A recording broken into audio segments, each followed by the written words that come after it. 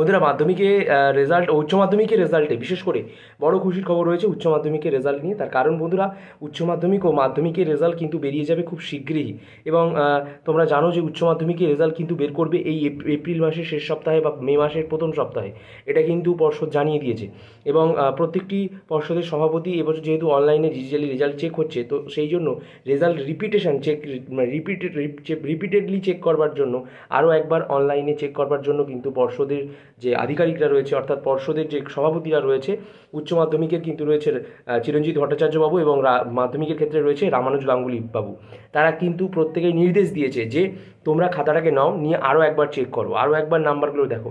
এবং সেটা করার ফলে উচ্চ মাধ্যমিকের ক্ষেত্রে আর্টস, কমার্স, সায়েন্সের ক্ষেত্রে প্রচুর জন মেধা তালিকার মধ্যে চলে এসছে। অর্থাৎ রেজাল্টে দেখা যাচ্ছে যে খারাপ, মানে খাতা চেক করেছিল প্রথমবার যখন, তখন সেখানে কম নাম্বার ছিল, কিন্তু পরে আরেকবার যখন রিভিউ করেছে সেটাতে কিন্তু খাতার নম্বর বেড়ে গেছে। এবং রিভিউটা তোমাদের করতে হয়নি, রিভিউ ডিরেক্টলি সরাসরি পর্ষদের অফিস থেকেই করানো হচ্ছে। পর্ষদের আধিকারিকদের দিয়ে করানো হচ্ছে, এবং পর্ষদের সভাপতিরা কিন্তু ডিরেক্টলি বক্তব্য দিয়েছে।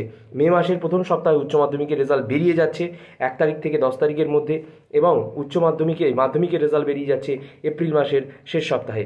তো এই আপডেটটা তোমাদের কেমন লাগলো জানাতে অবশ্যই ভুলবে না, এবং ভালো লাগলে জানাতে অবশ্যই ভুলবে না কমেন্ট বক্সে। এবং অবশ্যই তোমাদের আরও কোনো প্রশ্ন, মতামত থাকলে তোমরা কিন্তু অবশ্যই কমেন্ট বক্সে জানাও। আর গরমের ছুটি পড়ে যাচ্ছে এই 22শে এপ্রিল থেকে, মানে সোমবার থেকে কিন্তু গরমের ছুটি পড়ে যাচ্ছে। ঠিক আছে, এই আপডেটটা তোমাদের কেমন লাগলো জানাতে ভুলো না কমেন্ট বক্সে।